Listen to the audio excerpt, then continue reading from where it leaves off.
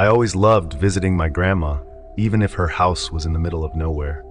She made me feel safe and loved, and her warm, cheerful voice was like a soothing balm after the busyness of city life. That day I drove for hours through endless open fields and dense woods to reach her place, finally pulling into her gravel driveway as the sun dipped below the horizon. Her house stood alone, surrounded by quiet fields, the nearest neighbors living miles away. As I stepped out of the car, Grandma was already on the porch, her arms open wide in a radiant smile. "There's my favorite visitor," she exclaimed, pulling me into a tight hug. The scent of freshly baked pie wafted from the house, and I couldn't help but feel at home. After a hearty dinner and stories from her youth, she showed me to the guest room, a cozy space at the end of the hall with an old-fashioned quilt on the bed and lace curtains framing the window. "You'll sleep like a baby here," she said, patting my shoulder. I smiled and thanked her, though something about the quietness outside unsettled me. City life had conditioned me to noise, sirens, distant chatter, even the hum of traffic. But here the silence was oppressive, wrapping around the house like a heavy blanket. That night I lay in bed, the soft ticking of a clock the only sound in the room. Just as I began to drift off, a faint voice pulled me back to wakefulness. It was so soft that I thought I might have imagined it, but then I heard it again. A low, whispering tone, almost like a child calling from far away. My heart started to race. I sat up and strained to hear, but the voice had stopped. Dismissing it as my imagination, I lay back down. Then came the banging, a sharp, sudden knock on the door downstairs, followed by silence. My stomach tightened. There were no neighbors close enough to wander by, and Grandma hadn't mentioned expecting visitors. I got out of bed, creeping to the window to peer outside. The moonlight cast eerie shadows across the yard, but nothing seemed out of place. Just as I was about to step back, something moved near the edge of the trees. A figure. It was tall and impossibly thin, standing completely still at the tree line. My breath hitched as I squinted to get a better look, but the figure didn't move. Then slowly its head turned toward me. Even from a distance, I could tell something was wrong. It had no eyes, just hollow, dark sockets where they should have been. A sickly grin stretched across its face, and though it didn't move closer, I felt its gaze lock onto me. I stumbled back from the window, my heart pounding. What was that? Was someone playing a cruel joke? I quickly pulled on a sweater and crept out of the room, heading toward Grandma's room. I didn't want to scare her, but I needed to know if she'd heard anything. Just as I reached her door, I froze. The whispering voice was back, louder this time, echoing through the house. It seemed to be coming from everywhere and nowhere all at once. My hands shook as I pushed open Grandma's door. She was sound asleep, her breathing steady and calm. I didn't want to wake her. She was old and didn't need to worry about whatever this was. I decided to handle it myself. In the living room, Grandma kept an old revolver in a drawer beneath the television, something she'd had since Grandpa passed away years ago. I grabbed it, the weight of the weapon oddly comforting in my hands. I had no idea how to use it, but I figured it would at least scare away whoever or whatever was out there. The whispers grew fainter as I approached the front door. My pulse thudded in my ears as I reached for the doorknob, revolver in hand. Slowly, I turned it and opened the door. The cold night air rushed in, chilling me to the bone. The yard was empty, and the figure was gone. For a moment, I thought I'd imagined it all. But then I saw it, standing just beyond the porch, half hidden in the shadows of the trees. The same figure, impossibly thin, its head cocked at an unnatural angle. I raised the gun, my hands trembling as I aimed at it. "Stay back," I shouted, my voice cracking. It didn't move. I squeezed the trigger, the shot echoing through the night. The figure flickered, almost like a glitch in a screen, and then vanished into thin air. My breath came in ragged gasps as I lowered the gun, trying to make sense of what had just happened. I stayed awake the rest of the night, sitting on the couch with the revolver in my lap, my eyes darting toward every shadow. When morning finally came, the sunlight streaming through the windows felt like a lifeline. I told Grandma everything, expecting her to dismiss it as a bad dream. Instead, she smiled softly and patted my hand. "You've always had an active imagination, dear," she said. "It must have been a nightmare. This old house can play tricks on you." But I knew it wasn't a nightmare. It wasn't my imagination. The hollow-eyed figure, the whispers, the flickering disappearance. I'd seen it all, and it was real. I packed my things that morning, coming up with an excuse about work needing me back sooner than planned. Grandma didn't question it, though I noticed a shadow of concern in her eyes as she waved me goodbye from the porch. As I drove away, the oppressive silence of the surrounding fields seemed to follow me, and I couldn't shake the feeling that something was watching me from the trees.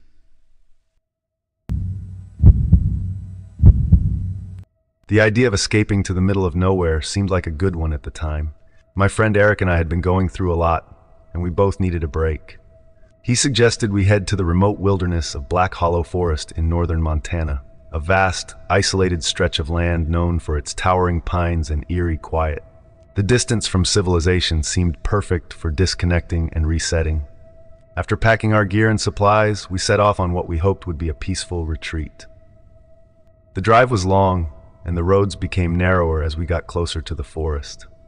By late afternoon, the small towns and scattered farms gave way to endless trees, their shadows stretching across the road. When we finally arrived, the silence was overwhelming. The only sound was the occasional chirp of a bird or the rustle of leaves in the wind.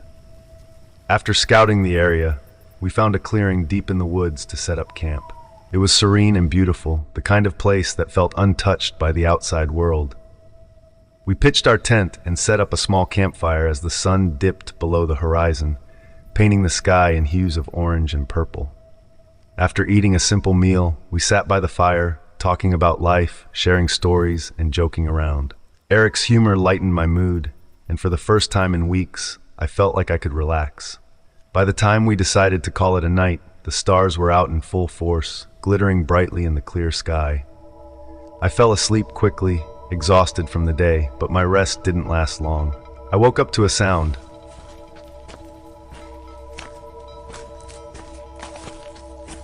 Soft at first, like leaves rustling, but it quickly grew louder.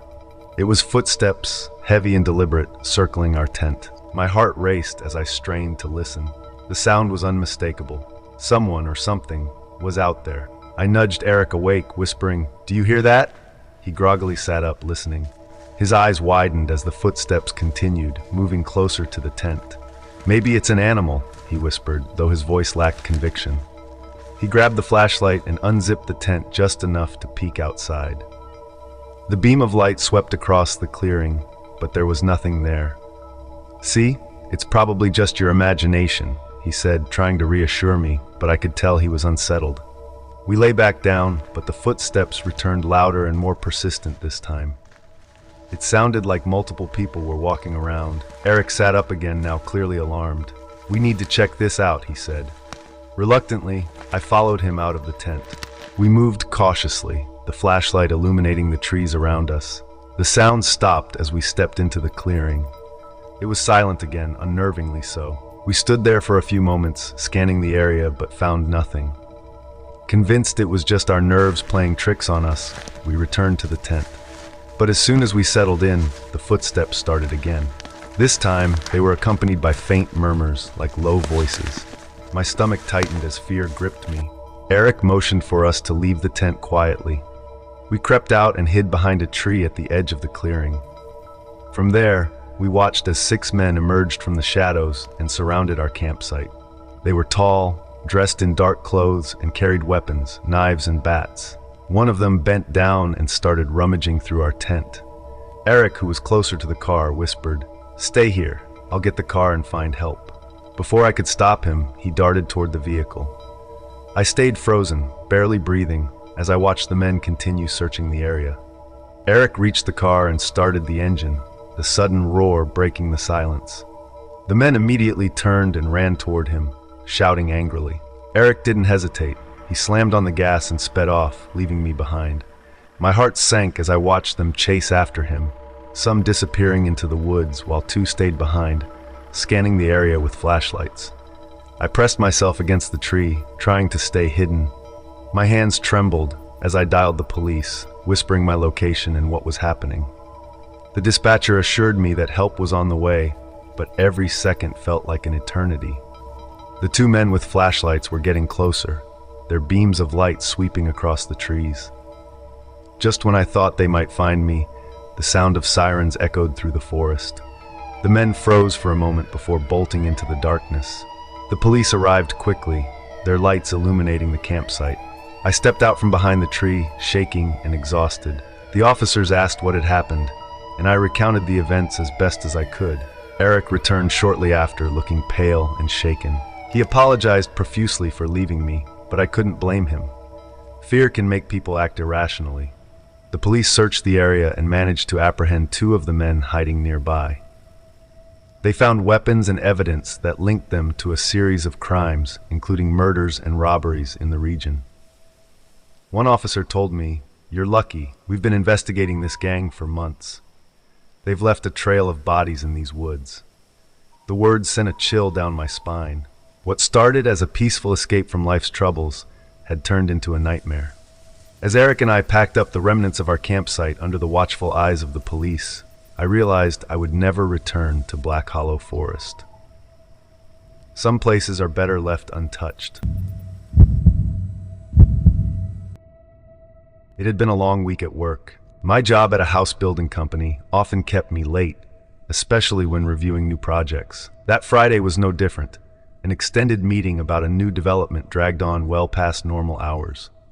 It was dark when I left the office, and the only thing on my mind was getting home. The project I had just been assigned was unusual. The construction of a house in the middle of nowhere, surrounded by miles of open fields and woods. It was isolated but intriguing, and I would need to inspect the site soon. Little did I know that the thought of the middle of nowhere would take on a much darker meaning before the night was over. I started my drive home, cruising down the empty highway that stretched for miles in both directions. Dense woods flanked the road on one side and barren fields on the other. The occasional streetlight provided little comfort.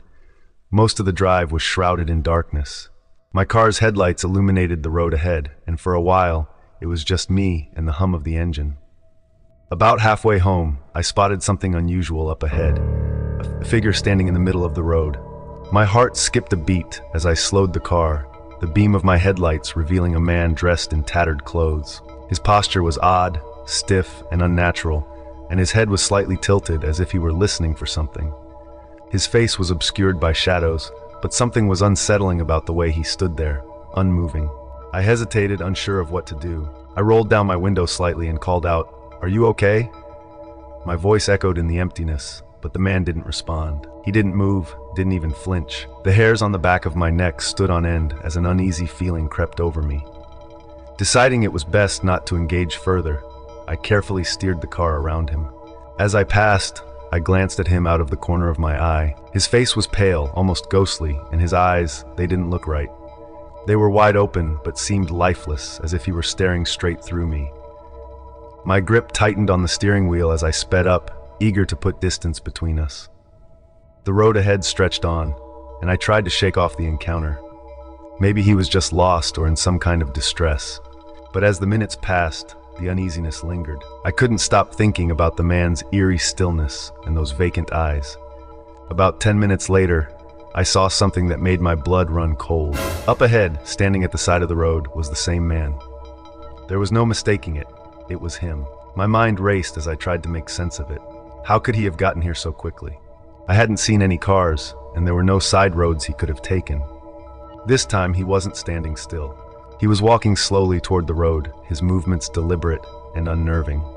Panic surged through me as I swerved to avoid him, my car nearly skidding off the road. As I regained control, I glanced in the rearview mirror, but he was gone. The stretch of highway behind me was empty. My heart was pounding, and my hands were trembling on the wheel. I needed to get home, to safety. The highway eventually gave way to narrower back roads, and the sense of isolation grew. The woods seemed denser here, the darkness more oppressive. As I drove deeper into the quiet countryside, I started to notice something strange. My headlights would occasionally catch glimpses of movement among the trees, a shadow darting between the trunks, or a brief flicker of something pale. Each time, I told myself it was just my imagination, but the sense of being watched was overwhelming. The final straw came when I reached a sharp bend in the road. As I rounded the curve, my headlights illuminated the man again, standing directly in the middle of the road. This time, his face was fully visible, and it was more horrifying than I could have imagined. His skin was unnaturally pale, stretched tight over his cheekbones, and his eyes glowed faintly, reflecting the light like an animal's. His mouth twisted into a sinister grin, revealing teeth that seemed too sharp, too wrong. Instinct took over. I slammed on the brakes, my car skidding to a halt just feet away from him. Before I could react further, he began to move toward me, his steps slow but purposeful. Pure terror gripped me as I threw the car into reverse, the tires screeching as I backed away. The man broke into a sprint, his movements unnaturally fast and jerky. I didn't wait to see what would happen. I shifted back into drive and floored the gas pedal, swerving around him and speeding down the road. My heart was racing, and I could barely keep my hands steady. As I glanced in the rearview mirror, I saw him standing in the middle of the road, his glowing eyes fixed on my car until he vanished into the darkness. When I finally reached the edge of town, the lights of the houses and the presence of other cars brought a wave of relief. I pulled into a gas station and parked, my hands still shaking as I gripped the steering wheel. I sat there for several minutes, trying to catch my breath and make sense of what had just happened. Eventually, I called a friend, telling them only that I had a strange encounter on the road. I couldn't bring myself to describe the full details. It sounded too unreal, too horrifying. Even now, as I write this, I can't fully explain what I saw that night. All I know is that the man in the middle of nowhere wasn't human, and I'll never drive that stretch of highway alone again.